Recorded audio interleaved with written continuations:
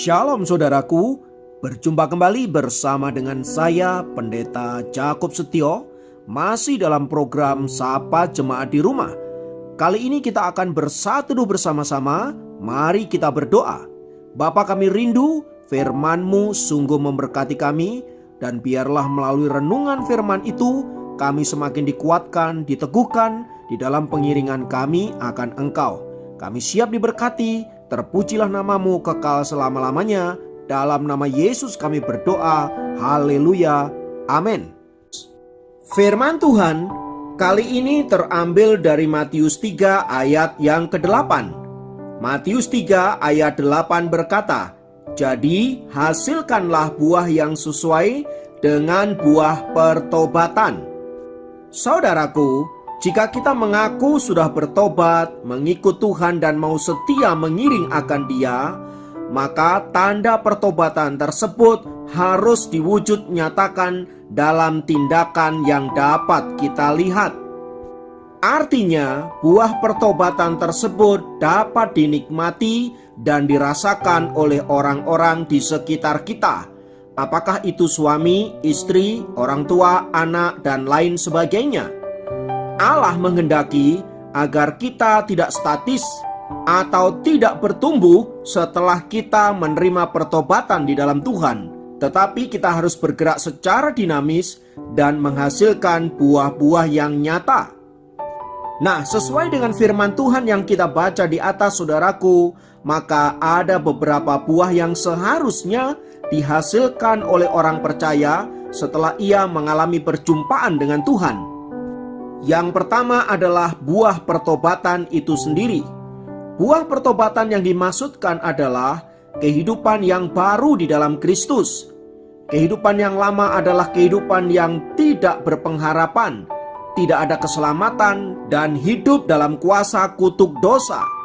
Sebaliknya, kehidupan yang baru adalah kehidupan yang memiliki pengharapan dan keselamatan di dalam Tuhan Yesus Kristus. Dan buah pertobatan ini, saudaraku, dikerjakan oleh Kristus sendiri dalam kehidupan orang percaya.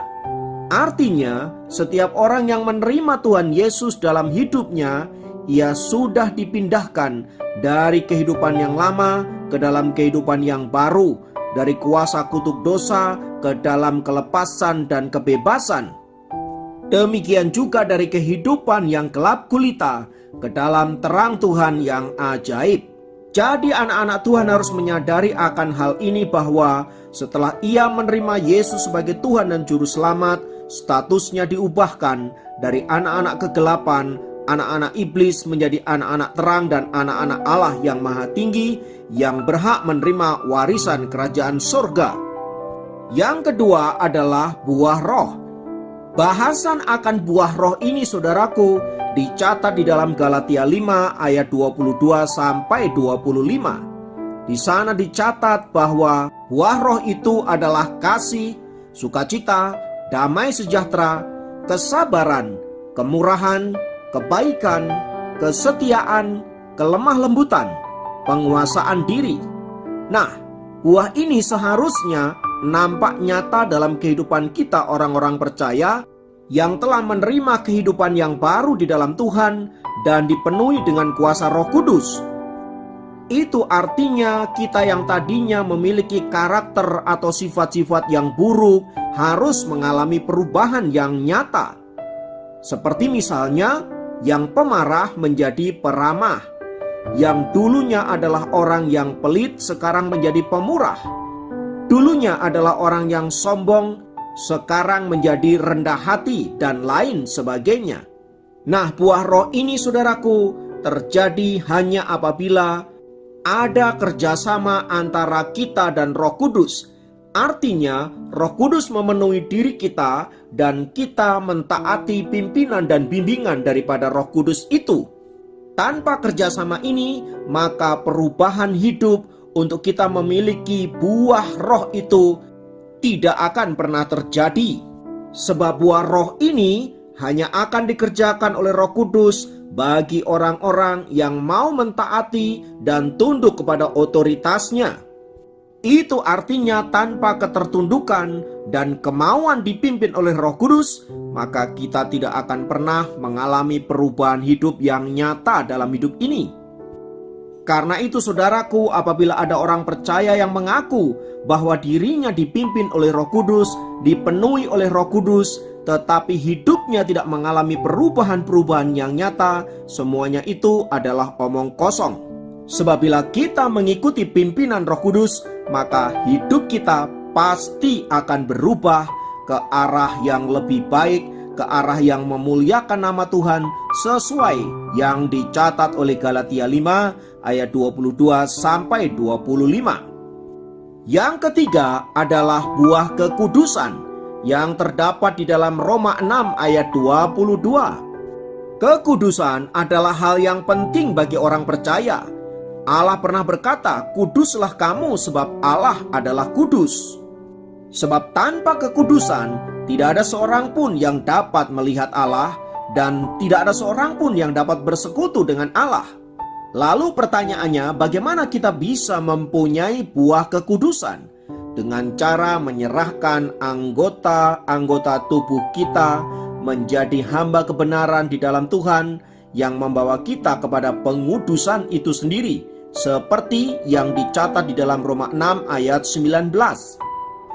Setelah kita menyerahkan hidup kita kepada pertobatan yang nyata oleh kekudusan Allah, maka Tuhan akan memakai hidup kita secara maksimal.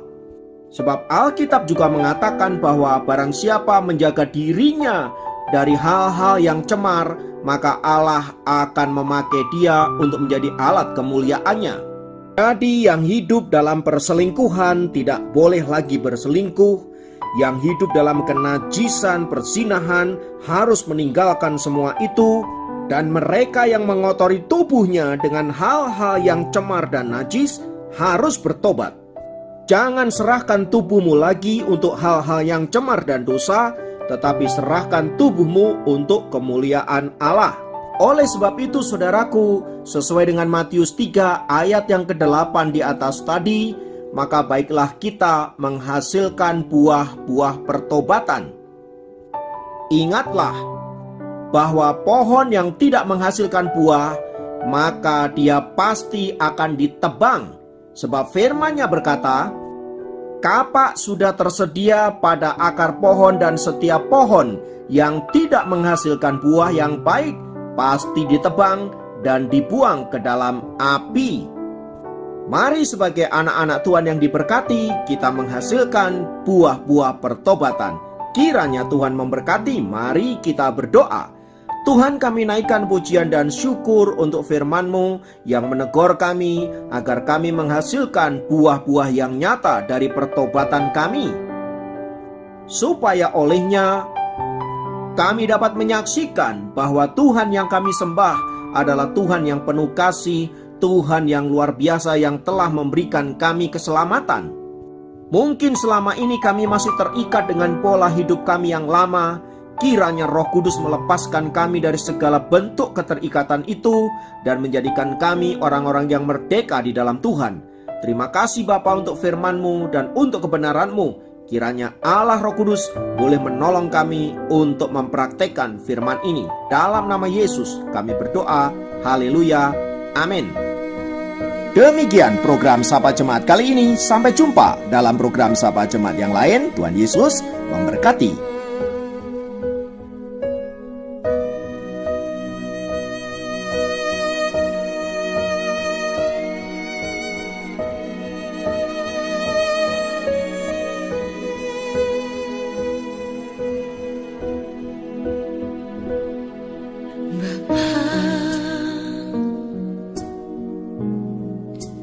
Pegang tanganku,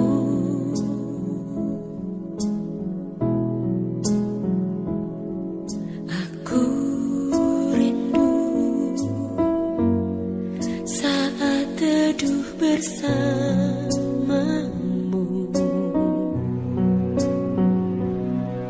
Dekat aku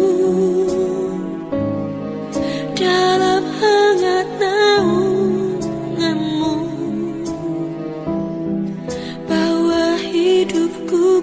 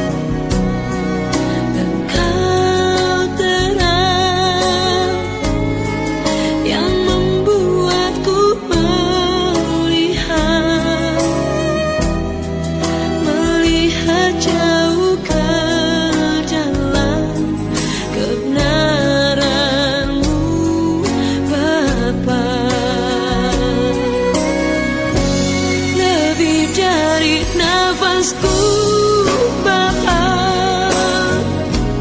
ku perlukan kasih-Mu Bapa,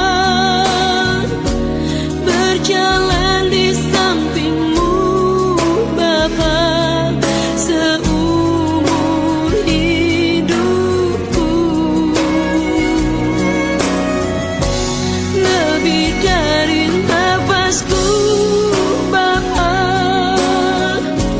ku perlukan kasih-Mu Bapa, peganglah tanganku yang Bapa untuk selamanya.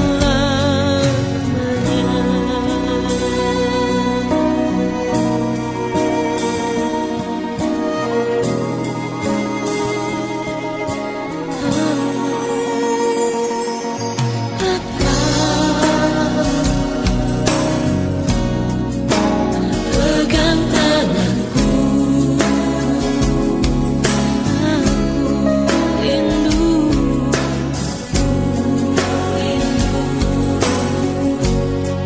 tinggal di dalam hati-Mu.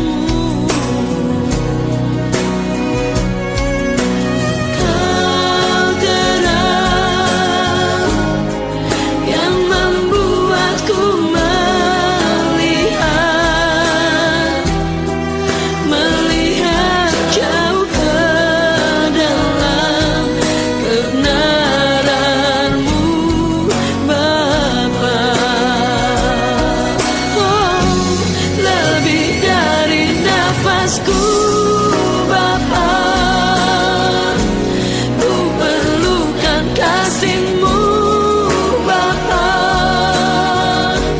berjalan di samping-Mu Bapa, seumur hidupku. Yeah, lebih dari nafasku Bapa, ku perlukan kasih-Mu Bapa, peganglah tanganku ya Bapa untuk selamanya.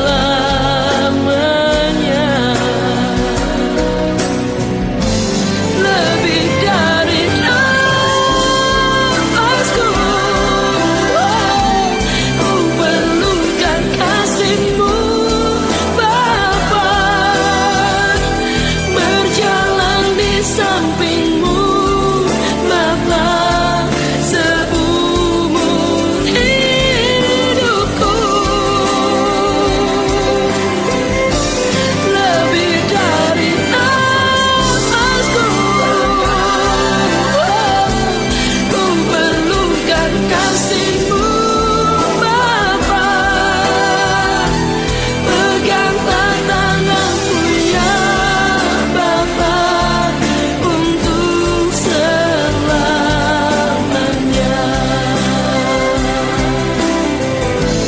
Peganglah tanganku ya Bapa untuk selamanya.